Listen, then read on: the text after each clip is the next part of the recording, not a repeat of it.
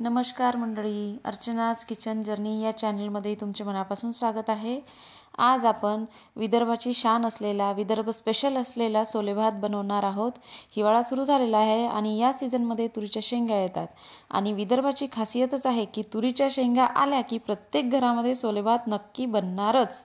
मग तोच सोले भात एका वेगळ्याच रेसिपीसह कसा बनवायचा हे मी आज सांगणार आहे, त्यामुळे संपूर्ण व्हिडिओ शेवटपर्यंत बघा। चला तर मग रेसिपीला सुरुवात करूया।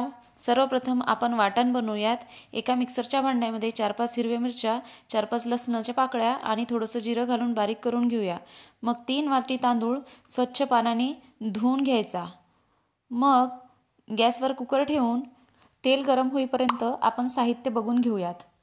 एक मोठी वाटी तुरीचे दाणे, 2 बारीक चिरलेले कांदे, 1 बारीक चिरलेला बटाटा, 4-5 हिरव्या मिरच्या, कढीपत्ता, 1 बारीक चिरलेला गाजर, 2 टोमॅटो आणि बनवलेलं वाटण। गाजर ऑप्शनल आहे। 3 वाटी धुतलेले तांदूळ। आता तेल गरम झालेलं आहे, त्यात 1 चमचा जिरं घालायचं, मोहरी घालायची, 2-3 तमालपत्र, कढीपत्ता आणि बारीक चिरलेला कांदा घालायचा। छान परतून घ्यायचं। छान लालसर रंगावर कांदा परतून झाला की मग त्यात 2-3 हिरव्या मिरच्या घालायच्या। हिरव्या मिरच्या पण छान परतून घ्यायच्या आणि मग लगेच आपण बारीक केलेलं वाटण घालायचं। ते पण थोडंसं परतून घ्यायचं। मग आपण बाजूलाच्या भाज्या काढून ठेवल्या होत्या, टोमॅटो, बटाटा, गाजर, त्या घालायच्या। गाजर कम्प्लिटली ऑप्शनल आहे। माझ्या घरी माझ्या नवऱ्याला ते आवडतं म्हणून मी ते घातलं आहे, तुम्ही स्किप पण करू शकता। ह्या सर्व भाज्या घातल्यानंतर थोडंसं परतून घ्यायचं। मग आपल्याला घालायचे 1 चमच हळद, 1 चमच लाल तिखट। लाल तिखट थोडं हिशोबानंच घाला तुमच्या, कारण की आपण हिरवी मिरचीची पेस्ट घातलेली आहे। मग धणे पावडर घालायचं 1 चम्मच आणि परतून घ्यायचं। त्यानंतर तुरीचे दाणे घालायचे आणि परतून घ्यायचं। छान सुगंध येत आहे बघा। आता थोडं मीठ घालायचं, अर्धा चम्मच, आणि परतलं की मग थोडी कोथिंबीर घालायची, छान परतून घ्यायचं।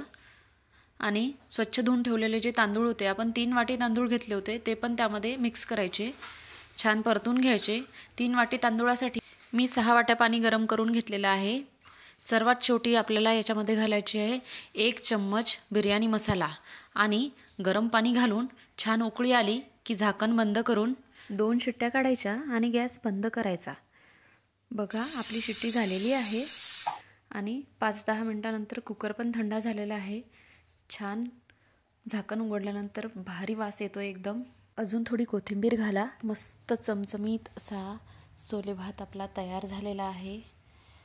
सोले भाताबरोबर खाण्यासाठी मी अजून कढी पण केलेली आहे, तर कढीची रेसिपी मी माझ्या नेक्स्ट व्हिडिओमध्ये अपलोड करणार आहे। अजून नवीन काही रेसिपीज हव्या असतील तर कमेंट्स करा, माझ्या व्हिडिओजला लाईक करा आणि चॅनलला सबस्क्राईब करा। धन्यवाद।